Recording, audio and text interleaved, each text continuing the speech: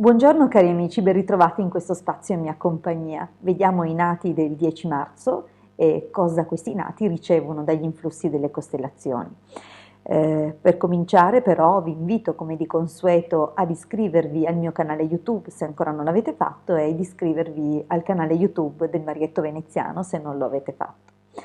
Bene, i nati di questo giorno hanno alcune caratteristiche che li accomunano, quali ad esempio il dominio mensile che appartiene alla costellazione Ariete, è la prima costellazione attraversata dalla Luna nell'arco della giornata e che appunto spostandosi attraverso più costellazioni forma una specie di elenco, diciamo così, che viene chiamato quadrato di nascita e che ci dà appunto un indizio sul carattere e sulle prove destiniche di questi nati. E per prima la Luna in questo giorno attraversa la costellazione Capricorno, in seconda posizione la costellazione Toro. Cosa significa dunque? Che raccogliamo gli influssi di Ariete e dunque di Marte e li coniughiamo qui con la costellazione, scusate, col dominatore Saturno. Dunque questo apporta un carattere nervoso, serio, signorile, intelligentissimo, veramente capace di grande perspicacia, filosofo, inventore e intraprendente. È comunque una personalità, quella che appartiene ai nati di questo giorno, molto concreta, che ama appunto, parte infatti ben con due costellazioni di terra, che rende questi nati persone che vanno al sodo delle faccende, delle questioni e che giustamente guardano e vagliano tutto da un punto di vista del profitto e della convenienza che hanno in certe cose o in certi movimenti, hanno una grande ambizione, una grandissima capacità di sacrificio. Sono comunque dotati di una fortuna buona e di un fisico forte e secco. Vuol dire che molti di loro, a parte alcuni tratti tipicamente taurini, come potrebbero essere il collo importante, magari i lobi delle orecchie congiunti qui, che è tipico della costellazione Toro, qualche altro aspetto, comunque avranno un fisico asciutto, cioè, non direi esile, ma sicuramente molto energico, molto forte.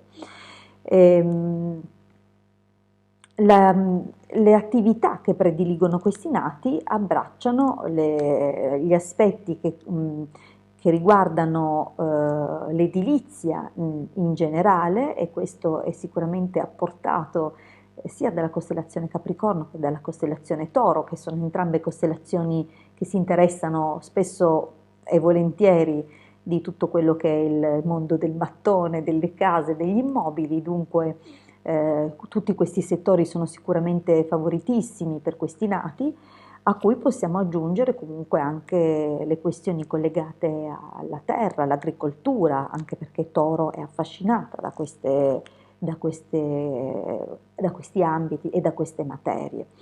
E ricordiamoci anche Capricorno appartiene all'elemento terra, dunque per loro il contatto con la terra è fondamentale, è un po' un richiamare appunto in maniera occulta le forze che portano con sé proprio le costellazioni che li caratterizzano. Sono comunque anche perfettamente in grado di aspirare e di raggiungere posizioni di potere o diventare personalità politiche. Eventualmente comunque i pianeti dell'ora e del giorno definiscono i tratti personalizzati di questi nati e pertanto si potrà comunque vedere attraverso il dominatore del giorno e il dominatore dell'ora di nascita quali altri ambiti sono idonei per questi nati. Economicamente sono rispetto i nati del mese che sono accomunati appunto dalla costellazione Ariete, che è dominatrice di questo mese di marzo, sono più fortunati rispetto ad altre date, altri nati. Possiamo citare e menzionare per esempio i nati del giorno 3, del giorno 7 e poi vedremo anche del giorno 30. Rispetto appunto a questi hanno sicuramente una marcia in più e una fortuna maggiore, dovuta però alla loro oculatezza e alla loro grande ambizione. Dunque non è che gli piove necessariamente dal cielo, però hanno quella spinta dagli astri in una determinata direzione.